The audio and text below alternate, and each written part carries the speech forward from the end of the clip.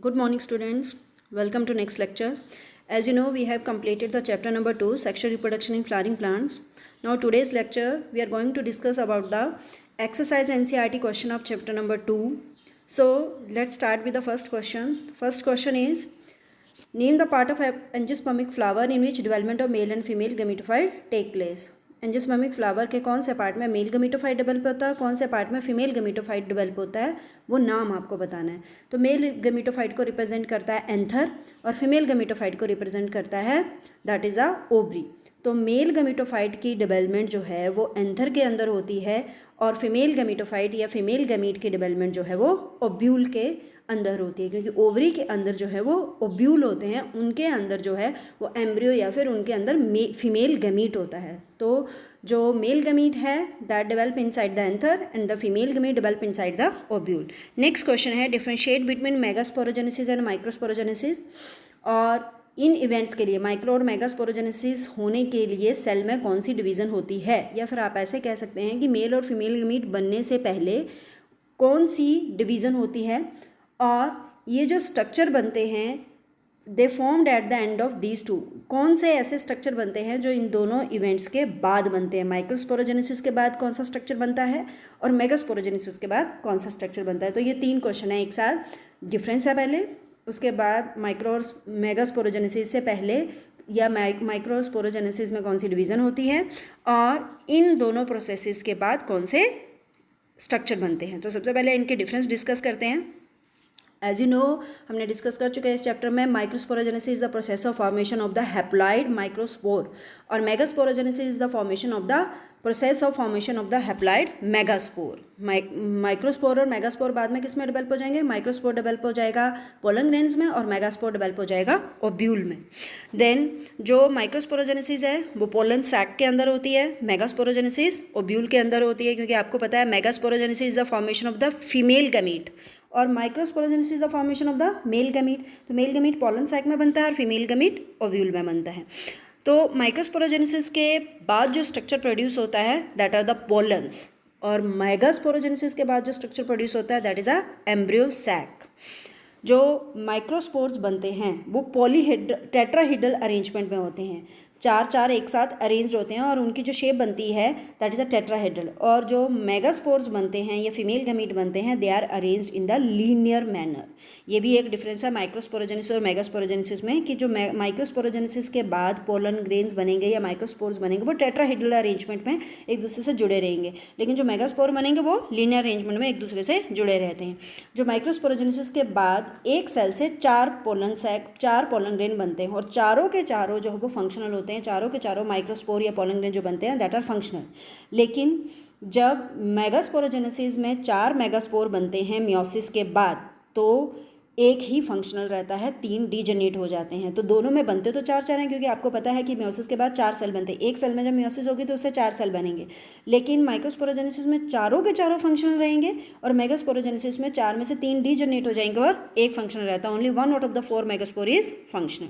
उसके बाद नेक्स्ट इसमें इसका क्वेश्चन का पार्ट था कि माइक्रोस्पोरोजेनेसिस और मेगास्पोरोजेनेसिस के दौरान जब वो प्रोसेसेस हो रही हैं तो सेल में कौन सी डिवीज़न होती हैं, कौन सी डिवीज़न से पोलन ग्रेन्स और कौन सी डिवीज़न से मेगास्पोर्स या फिर ओव्यूल बनते हैं that is a meiotic division. Meiosis या रिडक्शनल डिवीज़न होती है, क्योंकि आपको पता है पोलन ग्रेन्स और ओव्यूल जो बनेंगे वो हैप्लॉइड है, और जब किसी सेल को हैप्लॉइड डिप्लॉइड सेल से हैप्लॉइड बनाना होता है तो मियोसिस होती है.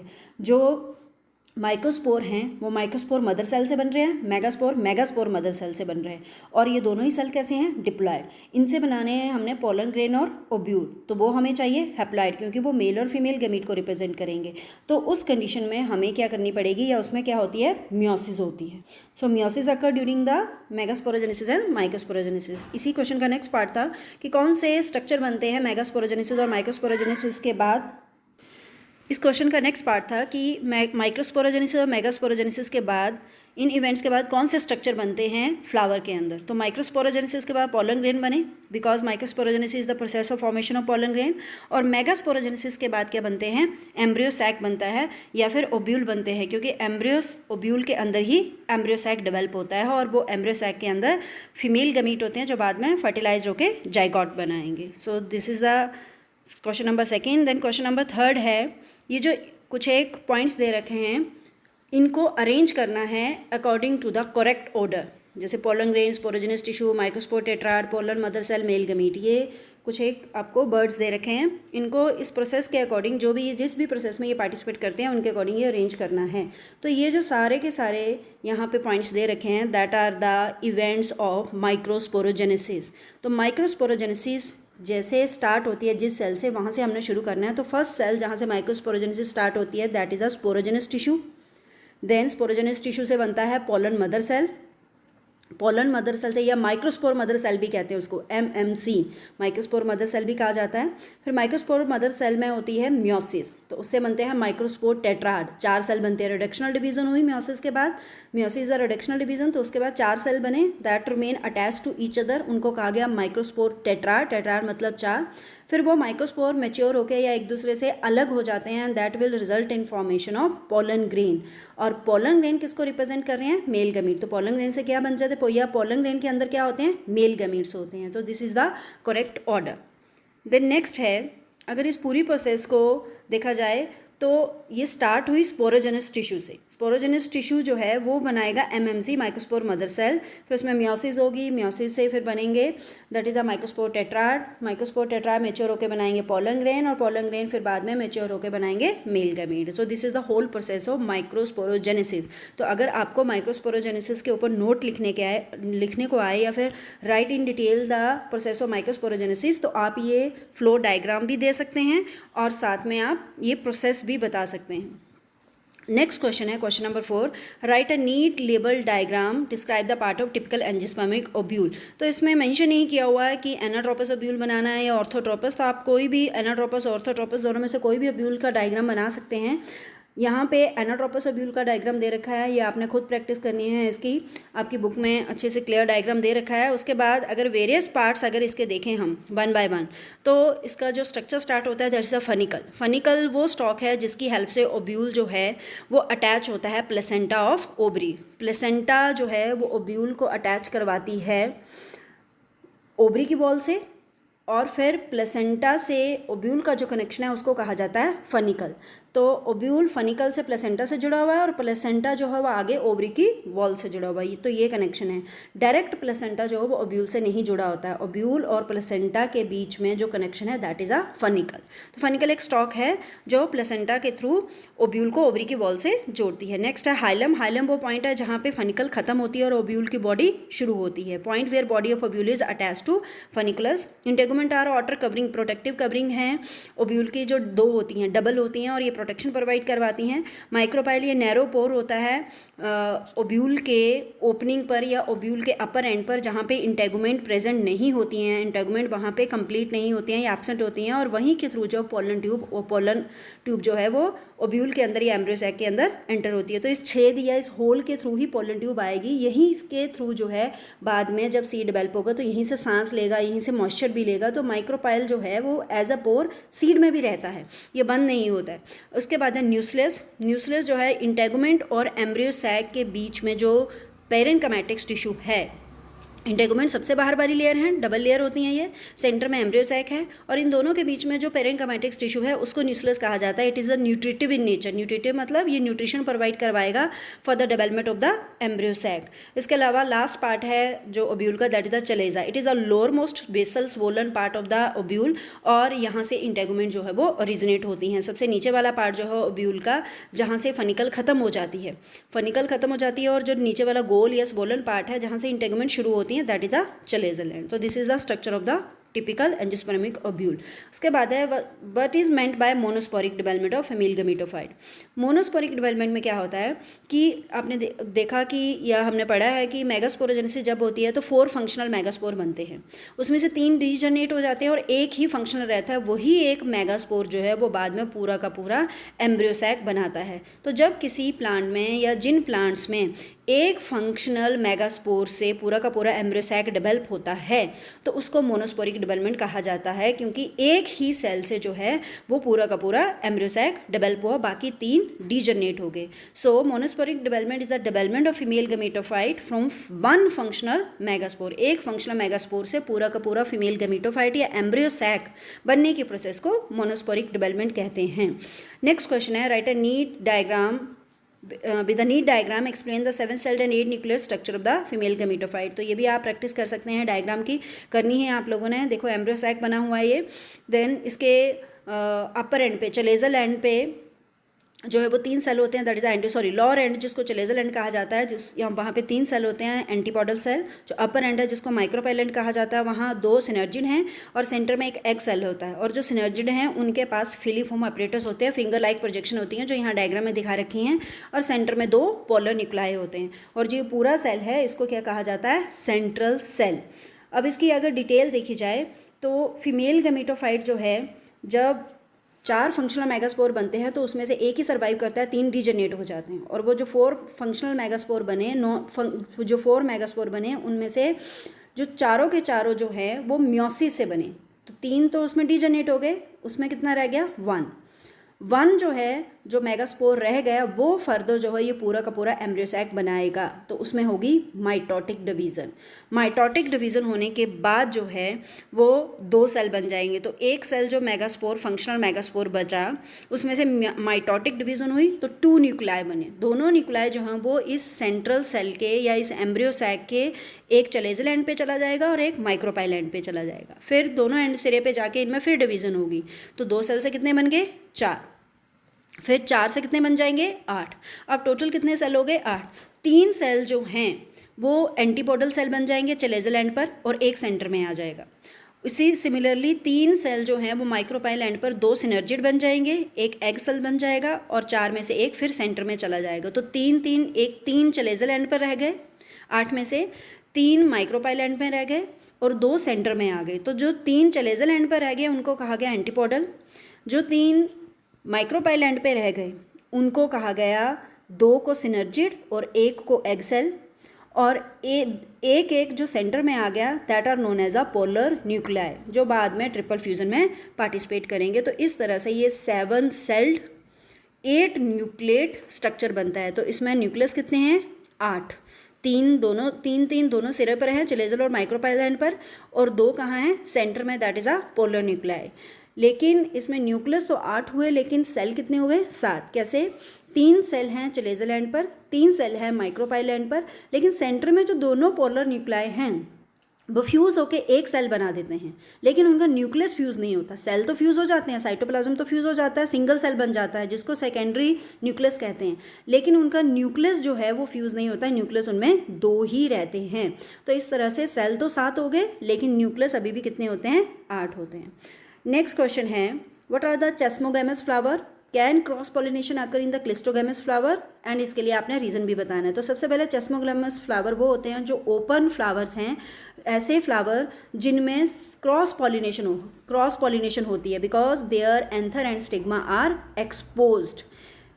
ये फ्लावर आते तो टाइप ऑटोगैमी में है, सेल पॉलिनेशन में आते हैं, लेकिन ये फ्लावर ओपन हो जाते हैं, इसलिए उनमें क्रॉस पॉलिनेशन के चांसेस ज़्यादा होते हैं। तो ये वो फ्लावर हैं जिनकी पेटल्स ओपन होती हैं और ये क्रॉस पॉलिनेशन के लिए एक्सपोज्ड होते हैं। और क्लिस्टोग्लैमस फ्लावर वो होते हैं जो स्मॉल होते हैं और always remain closed and there is a no chance of cross pollination. इनमें सिर्फ सेल पॉलिनेशन ही होती है, बिकॉज ये क्लोज्ड फ्लावर है, इनके कभी भी रिप्रोडक्टिव स्ट्रक्चर एक्सपोज नहीं होते हैं। सो क्लिस्टोग्लैमस फ्लावर जो है they undergo self pollination since the stigma and anther are present near each other. तो इसका रीज़न ये है कि क्लिस्टोग्लैमस फ्लावर सेल पॉलिनेशन ही क्यों होती है, क्योंकि वो हमेशा बंद रहते हैं और इनके जो स्टिग्मा और एंथर हैं बिल्कुल एक दूसरे के क्लोज होते हैं और सेम टाइम पे मेच्योर होते हैं, इसलिए उनमें सेल पॉलिनेशन होती है। तो ये रीज़न है कि क्लिस्टोग्लैमस फ्लावर में सेल पॉलिनेशन क्यों होती है।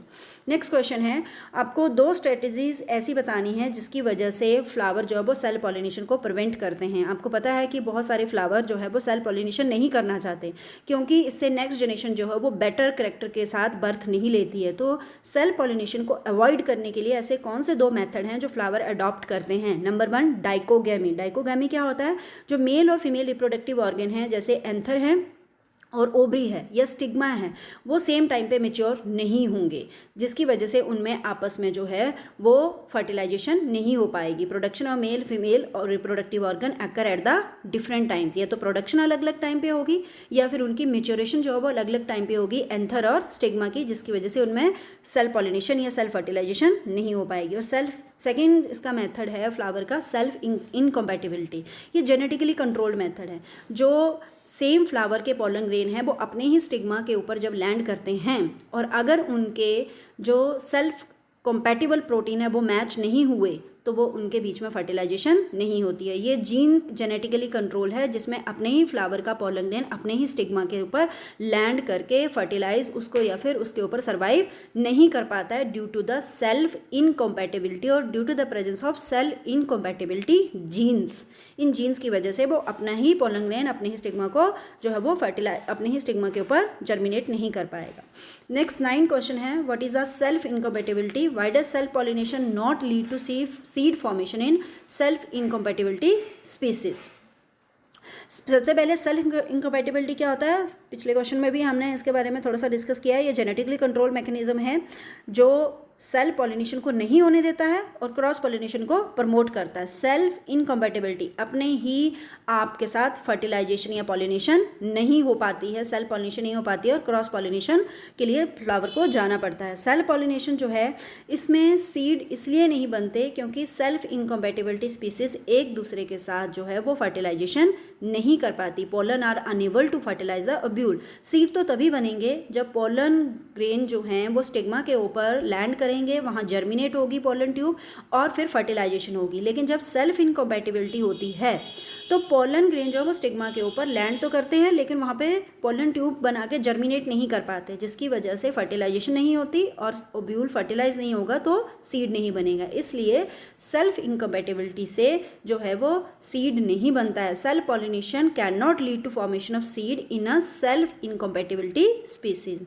अगर आपस में सेल्फ पॉलिनेशन हो भी रही है लेकिन पोलन ग्रेन और स्टिग्मा दोनों सेल्फ इनकम्पैटिबल हैं, एक दूसरे के साथ जो है वो फर्टिलाइजेशन या एक दूसरे के साथ जर्मिनेशन नहीं कर सकते हैं, तो कभी भी फर्टिलाइजेशन नहीं होगी और सीड नहीं बनेगा। नेक्स्ट क्वेश्चन है, what is the bagging technique, how it is useful in the plant breeding programme. Bagging technique में क्या होता है कि अगर हम कोई हाइब्रिड वैरायटी बनाना चाहते हैं या कोई ऐसी प्लांट की वैरायटी बनाना चाहते हैं जिसमें हम डिज़ायर्ड करैक्टर, अपनी मर्जी के करैक्टर डालना चाहते हैं, बेटर करैक्टर, तो फ्लावर को जो अनडिज़ायर्ड पोलन ग्रेन है उससे बचाना पड़ेगा, स्टिग्मा को अनडिज़ायर्ड पोलन ग्रेन से बचाना पड़ेगा। तो हम क्या करते हैं, फीमेल फ्लावर को एक बैग के साथ कवर कर देते हैं, बटर पेपर के साथ कवर कर देते हैं और एक टैग लगा देते हैं कि कब उसको कवर किया गया है, कौन सी डेट को किसने किया, जिसकी वजह से जो अनवांटेड पोलन ग्रेन है वो वहाँ पे उस स्टिग्मा के ऊपर लैंड नहीं कर पाते हैं और हम अपनी मर्जी के पोलन ग्रेन को लाके उस बैग को हटा के उस स्टिग्मा के ऊपर लैंड करवाते हैं। वो पोलन ग्रेन वहाँ जर्मिनेट करते हैं, अंदर फर्टिलाइजेशन होती है और जैसे ही हमने पोलन ग्रेन को वहाँ पे लैंड करवाया उसके बाद बैग को दोबारा फिर कवर कर देते हैं, जिसकी वजह से वहाँ पे जो दोबारा फिर किसी दूसरे पोलन ग्रेन के आने के चांसेस नील हो जाते हैं। सो बैगिंग टेक्निक जो है वो उसका बेनिफिट ये है कि प्लांट ब्रीडिंग प्रोग्राम में इसको यूज़ किया जाता है और इसके थ्रू हम डिज़ायर्ड वैरायटी के जो प्लांट्स हैं, अच्छी वैरायटी के जो प्लांट्स हैं वो ग्रो करवा सकते हैं बाय ब्लॉकिंग द अनवांटेड और low quality of pollen grain. जो लो क्वालिटी के पोलन ग्रेन है या अनडिज़ायर्ड पोलन ग्रेन है उनको हम इस टेक्निक से हमने फीमेल फ्लावर बढ़िया क्वालिटी का सिलेक्ट किया है वहाँ पे जाने से रोक सकते हैं by covering the female reproductive part और stigma with the bag, that is a bagging technique. Next question है, what is a triple fusion, where and how does it take place and name the nuclei involve in the triple fusion. Triple fusion जो है उसमें 2 polar nuclei जो embryo sac के अंदर present होते हैं और 1 मेल गमीट। ये 3 सेल जो हैं वो ये 3 न्यूक्लियस जो हैं वो एक साथ फ्यूज़ होते हैं एम्ब्रियो सैक के अंदर, तो that is why it is known as a triple fusion. तो 3 सेल फ्यूज़ हो रहे हैं तो इसलिए इसका नाम ट्रिपल फ्यूज़न पड़ा। नेक्स्ट क्वेश्चन है कि कहाँ ये होती है, ये एम्ब्रियो सैक के अंदर होती है। उसके बाद नेक्स्ट है कि इसमें कौन कौन से न्यूक्लियस इन्वॉल्व होते हैं, तो 1 मेल गमीट न्यूक्लियस और 2 पोलर न्यूक्लियाई। तो triple fusion is the fusion of the 2 polar nuclei with the 1 male gamete. It take place inside the embryo sac and the nuclei involved in the triple fusion are 1 male gamete nucleus and 2 polar nuclei. Next question है कि zygote जो है वो ovule के fertilised होने के बाद या जाइगोट अपने बनने के बाद कुछ टाइम तक डॉर्मेंट या इनएक्टिव क्यों रहता है। वो इसलिए इनएक्टिव रहता है कि पहले एंडोस्पर्म की डेवलपमेंट होती है, वो वेट करता है कि एंडोस्पर्म थोड़ा सा अगर डेवलप हो जाए उसके बाद जाइगोट एक्टिव होता है और एम्ब्रियो सैक बनाना शुरू करता है या फिर एम्ब्रियो बनाना स्टार्ट करता है, क्योंकि जाइगोट के डेवलपमेंट के लिए न्यूट्रिशन चाहिए और वो न्यूट्रिशन उसको कहाँ से मिलेगी, एंडोस्पर्म से। इसलिए जाइगोट अपनी फॉर्मेशन के कुछ टाइम बाद इनएक्टिव या डॉर्मेंट रहता है to wait the development of the endosperm for nutrition. उसको खाना चाहिए अपनी डेवलपमेंट के लिए जो उसको एंडोस्पर्म प्रोवाइड करवाएगा, और एंडोस्पर्म बनने में थोड़ा टाइम लगेगा, इसलिए जाइगोट उतनी देर जो है वो इनएक्टिव रहता है। नेक्स्ट क्वेश्चन है, डिफरेंस है ये एपिकोटाइल और hypocotyl, coleoptile, coleorhiza, integument and testa, perisperm and pericarp. तो इनको वन बाय वन डिस्कस करेंगे हम। एपिकोटाइल और हाइपोकोटाइल। एपिकोटाइल क्या पार्ट होता है, जो कॉटिलीडन नोड है।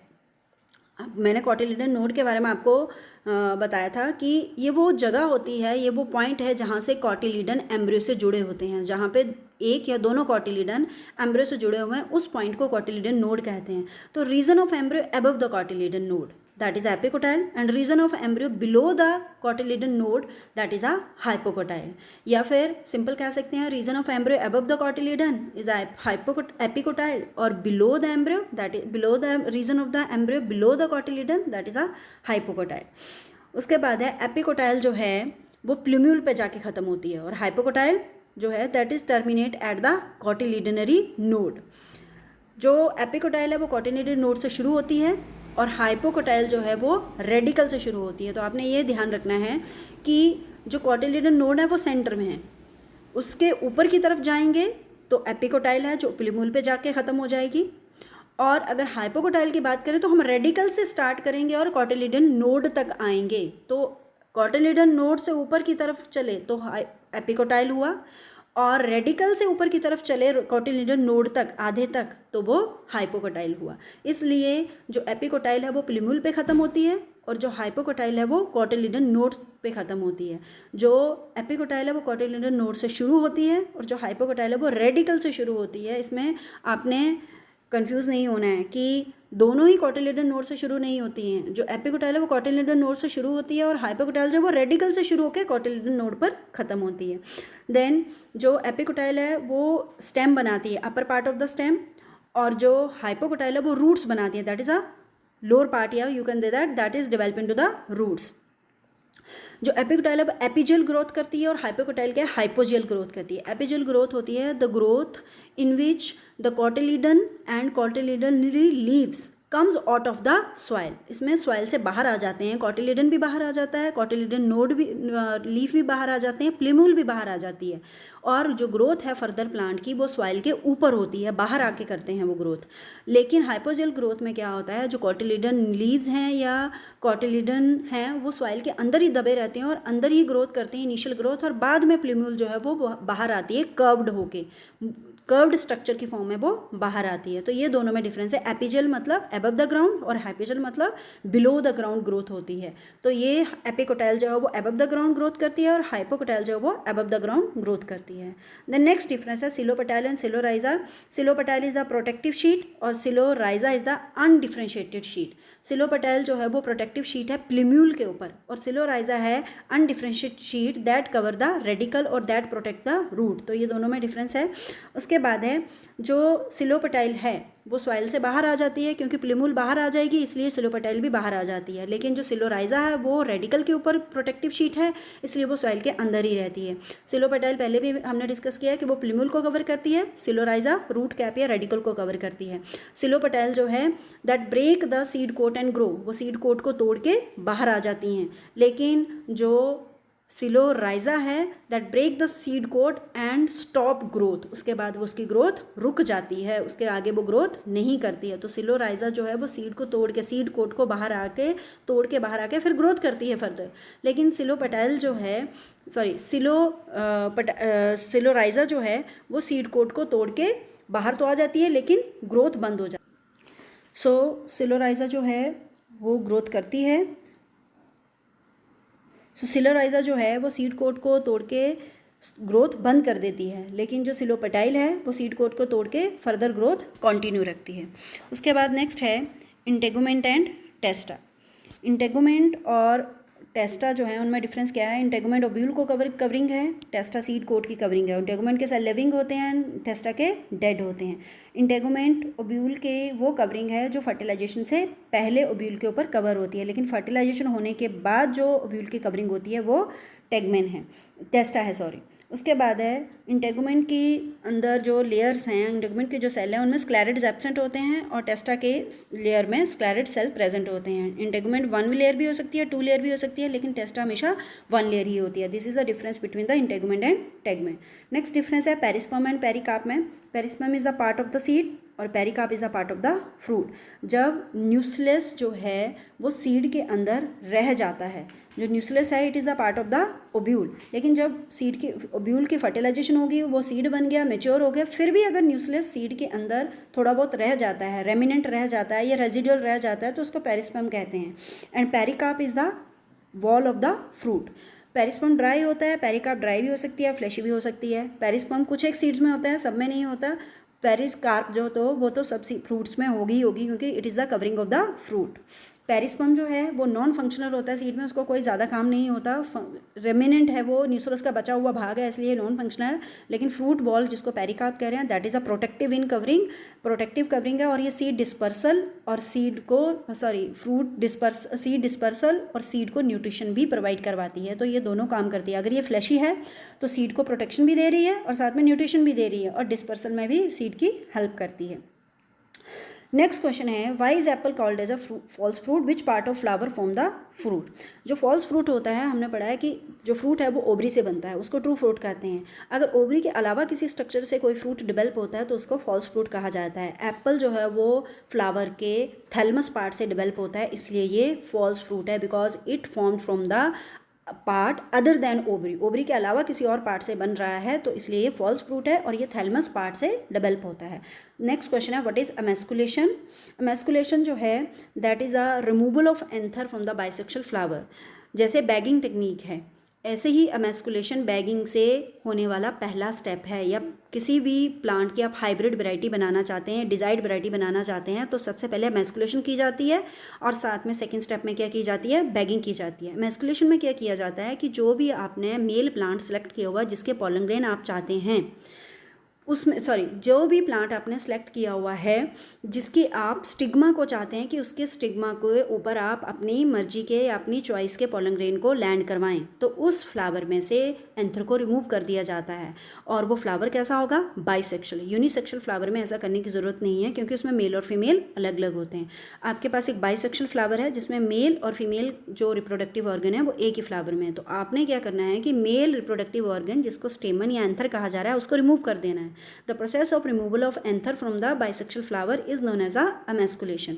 फिर उसके बाद उस में जो स्टिग्मा बचा उसको बैग से कवर कर देना है to prevent the landing of unwanted pollen grain, तो that is known as a bagging technique. तो पहले एमेस्कुलेशन की जाती है, उसके बाद बैगिंग की जाती है। तो एमेस्कुलेशन क्या है कि एंथर को रिमूव कर देना एक बाइसेक्सुअल फ्लावर से जिसका आप स्टिग्मा आपने चूज़ किया हुआ है, तो इससे सेल पॉलिनेशन नहीं होगी और अनवांटेड क्रॉस पॉलिनेशन भी नहीं होगी। इस टेक्निक से आप अपनी चॉइस के पॉलन ग्रेन जो हैं वो वहाँ पे उस स्टिग्मा के ऊपर, सिलेक्टेड स्टिग्मा के ऊपर लैंड करवा सकते हैं। जो फ्लावर उसके बाद डेवलप, जो फ्रूट या सीड उसके बाद डेवलप होगा वो आपकी चॉइस के करेक्टर के साथ डेवलप होगा, और जो प्लांट डेवलप होगा उसमें वही डिजायर्ड करेक्टर होंगे जो आप उस प्लांट में चाहते हैं, बिकॉज आपने पॉलन ग्रेन भी अपनी चॉइस का सिलेक्ट किए हैं और स्टिग्मा या फिर ओब्यूल जो है वो भी अपनी चॉइस का सिलेक्ट किया हुआ है।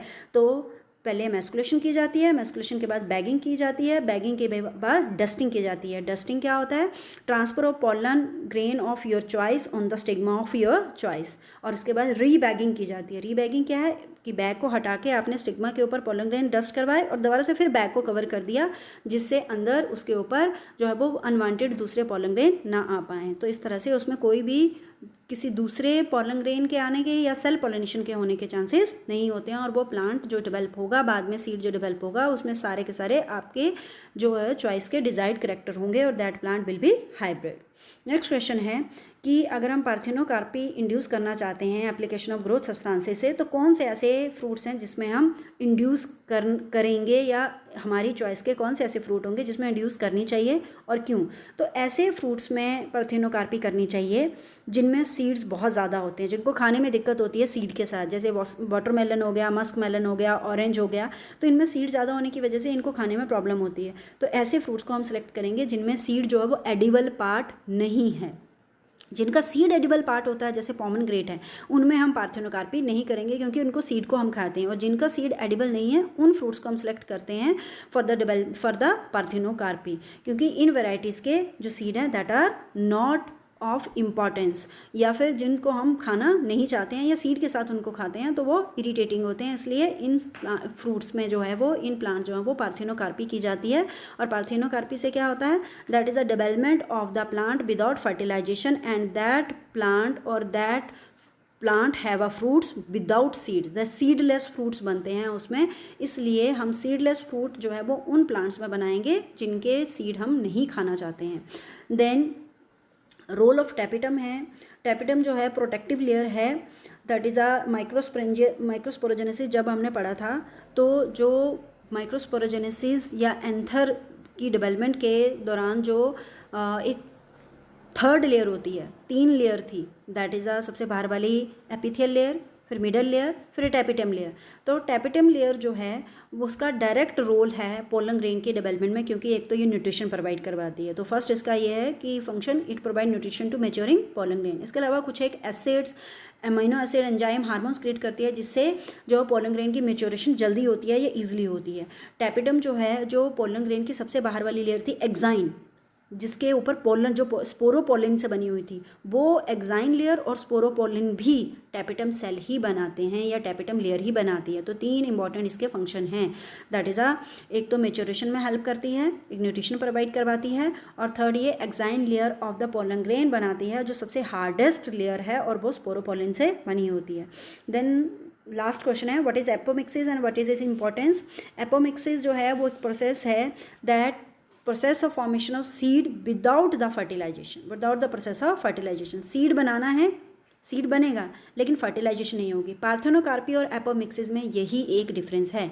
पार्थेनोकार्पी में जो प्लांट बनता है, जो फ्रूट बनता है, दैट डेवलप विदाउट फर्टिलाइजेशन, और उसमें सीड नहीं होते। पार्थेनोकार्पी से जो प्लांट डेवलप होगा उसमें सीड डेवलप नहीं होंगे। एपोमिक्सिस भी विदाउट फर्टिलाइजेशन से बनाते हैं हम प्लांट, लेकिन फ्रूट, लेकिन उसमें सीड होते हैं, there is the formation of the seed. So दोनों में बिना फर्टिलाइजेशन के बन रहे हैं, लेकिन एक में सीड डेवलप हो रहा है और एक में सीड डेवलप, एपोमिक्सिस में सीड डेवलप नहीं होता। एपोमिक्सिस का सबसे इंपॉर्टेंट रोल है हाइब्रिड सीड बनाने में। हाइब्रिड सीड जो है वो अगर एपोमिक्सिस से बनाते हैं तो उनमें जो डिजायर्ड कैरेक्टर है वो रिटेन रहते हैं। अगर हाइब्रिड सीड हमने आज बनाया, उसका सीड हमने प्लांट लगा दिया, उस प्लांट से जो आपको सीड मिले उसको नेक्स्ट ईयर आप फिर से लगा सकते हैं अगर वो एपोमिक्सिस प्रोसेस से बनाया है, क्योंकि उसके जो डिजायर्ड कैरेक्टर थे वो एपोमिक्सिस प्रोसेस के थ्रू डिल्यूट नहीं हुए या ख़त्म नहीं होते हैं। लेकिन अगर आपने किसी दूसरी प्रोसेस से, मान लो आपने नॉर्मल फर्टिलाइजेशन प्रोसेस से उस हाइब्रिड सीड को बनाया है, तो नेक्स्ट ईयर अगर आप दोबारा उस सीड को लगाएंगे या उसके प्लांट से लेके दोबारा लगाएंगे तो उसके हाइब्रिड कैरेक्टर जो हैं वो डिल्यूट हो जाएंगे, 50% ही रहेंगे। क्योंकि आपको पता है कि जब नॉर्मल फर्टिलाइजेशन होगी तो 50% आपको मेल के कैरेक्टर लेने पड़ेंगे, 50% आपको किसी दूसरी फीमेल फ्लावर के कैरेक्टर लेने पड़ेंगे। तो इसमें नॉर्मल फर्टिलाइजेशन में वो कैरेक्टर 50% रह जाते हैं। लेकिन एपोमिक्सिस में क्या होता है कि विदाउट फर्टिलाइजेशन से सीड बनते हैं, तो इसलिए जो कैरेक्टर पिछले वाले सीड की जनरेशन में थे वही कैरेक्टर नेक्स्ट सीड की जनरेशन में जाते हैं। तो ये फार्मर्स के लिए एक तरह से बून है कि उनको जो है वो पुराने सीड, जो हाइब्रिड सीड उन्होंने खरीदे हैं, उन्हीं सीड को अब वो नेक्स्ट ईयर भी यूज़ कर सकते हैं कि अगर वो एपोमिक्सिस प्रोसेस से बने हुए हैं। तो इससे जो डिजायर्ड करेक्टरिस्टिक्स थे उन सीड्स में वो ख़त्म नहीं होते हैं, तो it is useful for the production of the hybrid seeds. So this is all for the today. जो 18 क्वेश्चंस थे वो हमने डिस्कस किए हैं एनसीईआरटी के। अब कुछ एक इस चैप्टर में से एक्स्ट्रा क्वेश्चन बचते हैं जो हम नेक्स्ट वीडियो में डिस्कस करेंगे। आपको इनको नोट्स भी बनाने हैं, इनको लर्न भी करना है। अगर कोई डाउट है तो आप कमेंट बॉक्स में बता सकते हैं। So thank you, have a good day.